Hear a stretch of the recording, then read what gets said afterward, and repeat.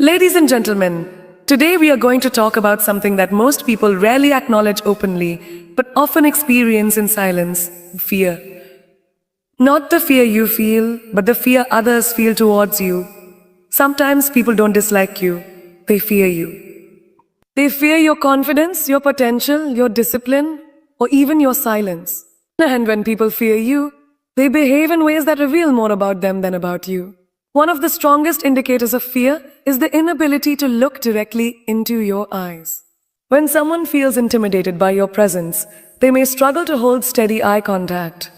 It's not always about guilt. It's often about discomfort. Your confidence or strength silently puts pressure on them, and avoiding your gaze becomes their way of protecting themselves. When people fear confronting you directly, they resort to whispers and gossip. Instead of addressing issues head-on, they spread stories in the shadows.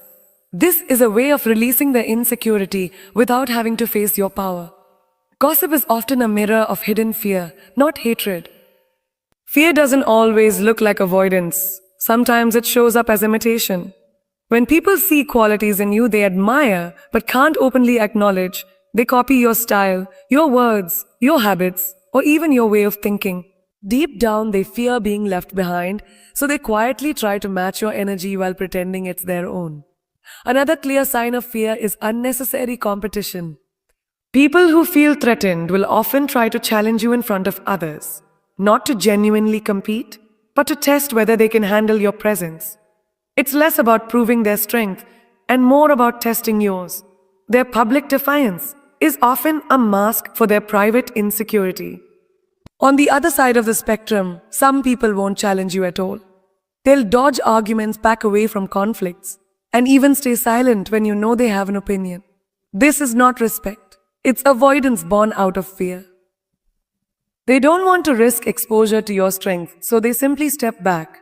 Sometimes, fear hides under politeness. If someone is overly sweet, overly agreeable, or tries too hard to keep you happy, it may not always be genuine kindness. Often, it's an attempt to stay on your good side because they don't want to face the consequences of being on your bad side. Fear can wear the mask of flattery. Eye contact is one of the most powerful forms of non-verbal communication. When two people look into each other's eyes, there is a silent exchange of confidence, honesty, and presence. But when someone fears you, maintaining eye contact becomes difficult, even painful for them. They may glance at you briefly, but you'll notice their eyes quickly shift away, as though your gaze is too heavy for them to handle. This avoidance isn't always about shyness, it's often rooted in intimidation. People who see you as strong, assertive, or highly self-assured may feel exposed under your gaze. They fear that you can see through them, that you might uncover their insecurities or weaknesses simply by looking directly into their eyes. For them, your steady eye contact feels like a mirror that reflects everything they are trying to hide. It's important to understand that consistent avoidance of eye contact signals discomfort. Think about moments when you've entered a room and noticed someone immediately looking down, fidgeting or pretending to be busy just to avoid locking eyes with you. This is not random behavior. It's an unconscious protective mechanism. They fear the intensity of your presence and use avoidance as a shield. What makes this sign so revealing is that eye contact is universal. Across cultures, it symbolizes strength, dominance, and even leadership. When people respect you, they meet your gaze. When they admire you, they hold it a little longer. But when they fear you, their eyes betray them before their words ever do. Eye contact is not just about looking into someone's eyes. It's about connection, dominance, and presence. The ability to look someone in the eye with steadiness communicates confidence, clarity, and truth. That's why when people fear you, they struggle to maintain it. Their eyes will flicker away, their head may lower slightly, or they may focus on something trivial around them just to escape your gaze. This avoidance tells a deeper story. It reveals that your very presence makes them feel smaller, less secure, or even exposed. They fear that by looking directly at you, they are opening a door to their vulnerabilities. To them, your gaze is heavy. It carries authority, and it silently reminds them of the power imbalance they feel between you and them. Think about situations where you've seen this happen. Maybe in a workplace, when a confident leader enters the room, some people look straight at them with respect, while others immediately avoid their eyes. Or in personal life, when you confront someone with honesty instead of addressing you directly, they look down, shuffle their feet, or focus on their phone. These behaviors are not accidents, they are subconscious defenses. Psychologists often describe eye contact as a test of dominance. Predators in the animal kingdom use it to assert control, and humans carry that instinct too. When people can't hold your gaze, it's because they feel overpowered by it. They worry that eye contact with you might reveal their nervousness, their lies, or their lack of confidence. In some cases, they may even fear judgment, because they sense that you can read them more deeply than they want to be read. Another layer to this is silence. Imagine sitting in a conversation where you maintain calm, steady eye contact without speaking much. The silence combined with your gaze can feel overwhelming to someone who fears you. They'll avoid your eyes not just because of who you are, but because they can't handle the weight of what you represent: authority, certainty, and strength. One of the clearest signs that someone fears you is when they choose to talk about you rather than to you. Instead of having the courage to face you directly, they whisper in corners, spread gossip, or share their opinions only when you are not in the room. This behavior reveals a lack of confidence, but more importantly, it exposes fear. They believe that confronting you openly might lead to an outcome they cannot control, so they seek the safety of the shadows. Talking behind someone's back is not always about hatred. Many times it is about insecurity. People who feel threatened by your strength, your confidence, or your progress often try to reduce your image in the eyes of others. They believe that if they can lower your reputation, they can somehow protect themselves from being overshadowed. But in reality, their whispers don't weaken you. They only highlight the fear they carry inside. Consider how this plays out in professional settings. A co-worker may see you excelling, and instead of asking you for advice or trying to learn from you, they complain about you to others, framing your success, arrogance, or luck. Or in personal circles, a friend may secretly envy your discipline or independence and then criticize you when you are not around. In both cases, the root cause isn't dislike, it's intimidation. They fear being compared to you, so they try to shift the narrative behind your back. Another layer to this is the way people choose their audience. They will rarely talk behind your back to someone who respects you deeply, because they know their words won't hold weight. Instead, they look for those who also carry insecurities or doubts, hoping to build a small alliance. This is fear in its most revealing form. It shows that they cannot stand on their own against your presence, so they rely on numbers to feel safe. Psychologically, this behavior stems from avoidance. When someone fears confrontation, they release their emotions indirectly, using gossip as a shield.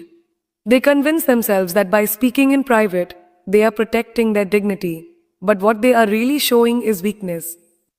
Talking behind your back means they acknowledge your power, but they don't have the courage to face it head on. When people fear you, one of the safest outlets they find is talking about you when you're not present. Fear makes them avoid direct confrontation, but the tension inside them still needs to escape. So instead of addressing their concerns to you, they whisper, complain, and gossip in the shadows. This act is not a show of strength. It's a confession of weakness. It reveals that they don't believe they can win in a face-to-face exchange, so they choose a battlefield where you aren't there to defend yourself. This behavior is deeply tied to insecurity. People who feel threatened by your confidence, your discipline, or even your silence will often attempt to minimize you in conversations with others. They frame their stories in a way that makes you seem arrogant, controlling, unapproachable, because deep down, they fear what your presence represents. It's easier for them to paint you as it too much rather than admit that they feel are not enough around you. Think about environments where this happens most often: workplaces, social groups, or even families. A co-worker who feels overshadowed by your efficiency might whisper to others that you're trying too hard or showing off. A friend who envies your independence may label you as a cold or selfish when you're not around.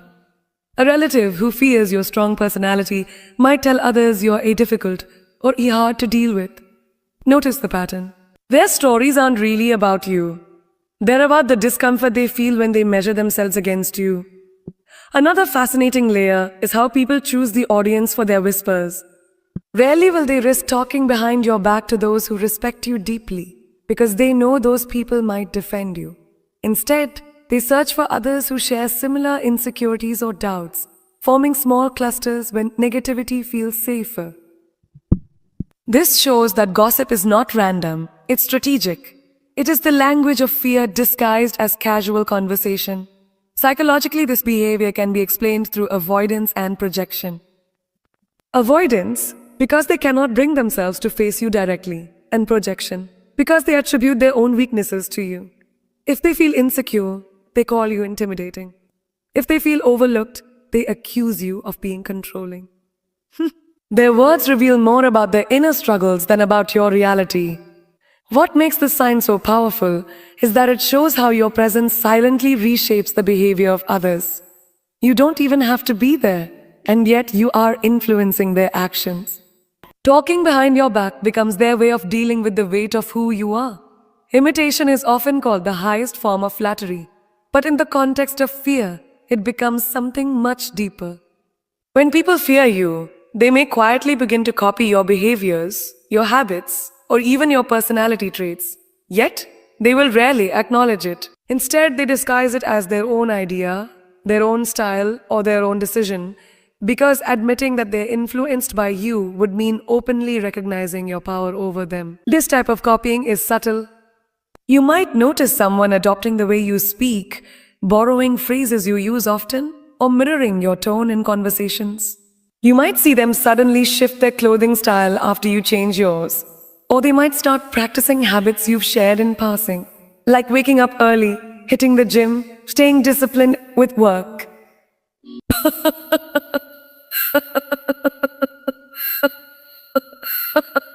When do people do this? The answer lies in admiration mixed with fear. They are shadowing you from a distance, trying to capture the strength they see in you without giving credit. Why do people do this? The answer lies in admiration mixed with fear. Deep down, they recognize that you carry qualities they lack. Your discipline, your confidence, or your unique way of thinking makes them feel like they are falling behind. They want what you have, but they don't want to lower their pride by admitting they've learned it from you. So they imitate in silence, hoping to gain the benefits without ever acknowledging the source. This behavior can be seen in professional spaces when colleagues suddenly begin to mirror your approach to solving problems or presenting ideas. In social circles, it shows up when friends start adopting your interests, your humor, or even your mannerisms. Sometimes even rivals copy you, not because they admire you openly, but because they fear being outshined. They sense that following your lead is safer than ignoring it. Psychologically, this is tied to a survival instinct. When someone fears falling behind, they latch onto the person they view as stronger or more successful, even if they won't admit it. They think, if I do what they do, maybe I won't be left behind. But here's the irony. By copying you, they reveal their fear more clearly than if they simply respected you. True confidence creates originality. Fear hides behind imitation. The most telling part of this behavior is the denial. If you ever confront them about the similarity, they will quickly deny it or pretend it's purely coincidence. They don't want you to know that your influence is shaping them. Their silence, their denial, and their secrecy around this copying is what confirms the truth. They fear your influence, but they cannot resist absorbing it. When someone fears you, they may not always distance themselves. Sometimes they do the opposite. So they begin to follow your lead in silence, carefully watching your actions and quietly duplicating them in their own lives. But the key detail is that they'll never admit it.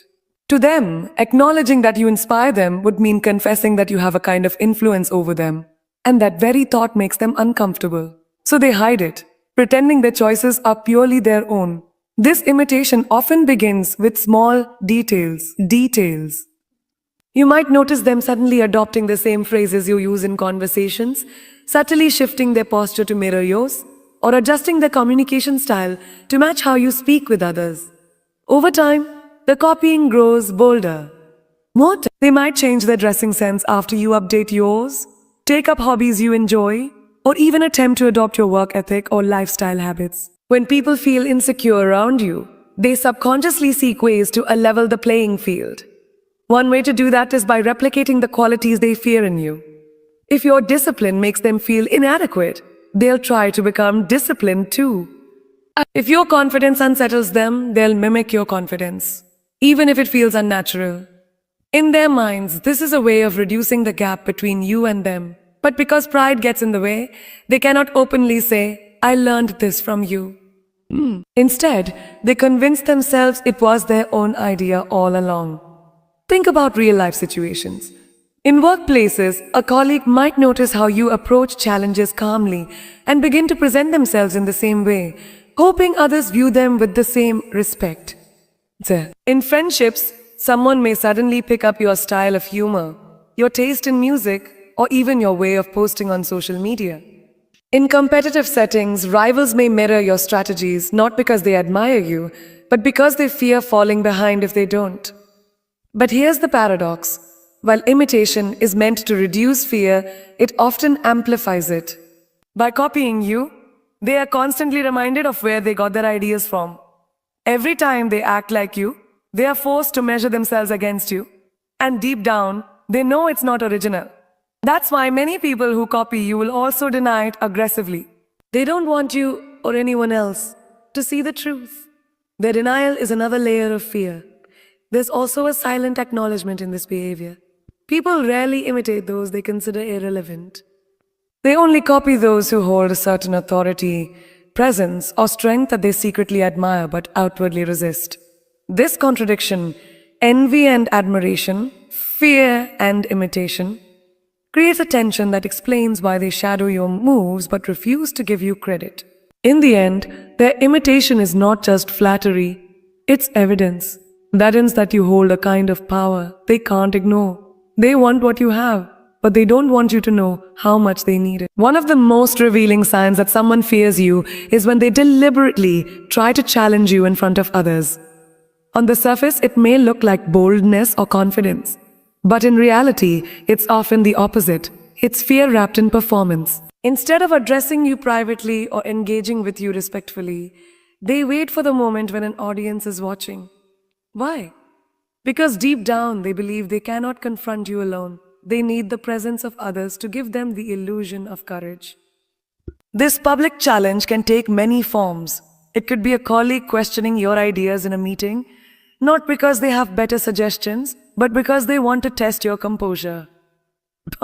It could be a friend making sarcastic remarks in a group, hoping others laugh so they feel less powerless against you. It could even be a family member who disagrees with you loudly in front of relatives, not to prove a point, but to mask the intimidation they feel inside. Third, the setting matters to them because the crowd becomes their shield. The psychology behind this behavior is rooted in insecurity. When someone fears your strength, they often worry about how others perceive them in relation to you. Publicly challenging you becomes their way of saying, I am not weak. I can stand up to them. But notice carefully, this is not true confidence. True confidence doesn't need an audience. This behavior is performative. It's designed to cover fear, not to erase it. Another layer to this is the element of testing. When people fear you, they sometimes need to reassure themselves that you are not untouchable. By challenging you publicly, they are not always trying to win. They are simply checking to see how you will react. If you lose your temper, they feel validated. If you stumble, they feel safer. But if you remain calm, composed, and firm, their fear only deepens, even if they pretend otherwise. Consider how this plays out in leadership roles. Leaders often find themselves publicly questioned by those who secretly fear their authority. The challenger doesn't do it out of genuine curiosity. They do it to measure the leader's strength in front of others. Or in friendships, someone may poke fun at your choices in front of a group, not because they dislike you, but because they fear the respect you command silently. They try to cut you down, hoping to level the ground. It's also worth noticing how these public challenges rarely carry depth. They're often surface level jabs, sarcastic remarks, or exaggerated disagreements. This is because the challenger is not motivated by truth, but by appearance. Their real goal is not to prove you wrong, it is to protect themselves from feeling overshadowed. They know that in private, they might not have the courage to raise the same points. So they rely on the safety of the crowd. And that is what makes this sign so significant. When someone feels the need to challenge you publicly, it's less about their belief in themselves and more about their fear of you. While some people try to challenge you publicly to mask their fear, others take the opposite route. They avoid confrontation with you completely. This avoidance is not a sign of peace or mutual respect. It is often a silent confession of fear. They would rather step back, stay quiet, or leave the situation entirely than risk facing your strength directly. To them, confrontation feels dangerous because they believe they cannot handle the weight of your response. This behavior can be subtle. You may notice that when discussions get intense, they suddenly go silent. When decisions need to be made, they avoid giving input if it means disagreeing with you. If tension arises, they are quick to change the subject, walk away, or even pretend they didn't hear what was said. Their avoidance is not about keeping harmony. It is about self-preservation. They fear that if they engage with you, they might lose control of the situation. So they choose the safer option of retreat. In professional settings, this often shows up as colleagues who never challenge your ideas, even when you know they have doubts. Instead of debating openly, they nod in agreement or stay neutral because they don't want to expose themselves to your confidence. In personal relationships,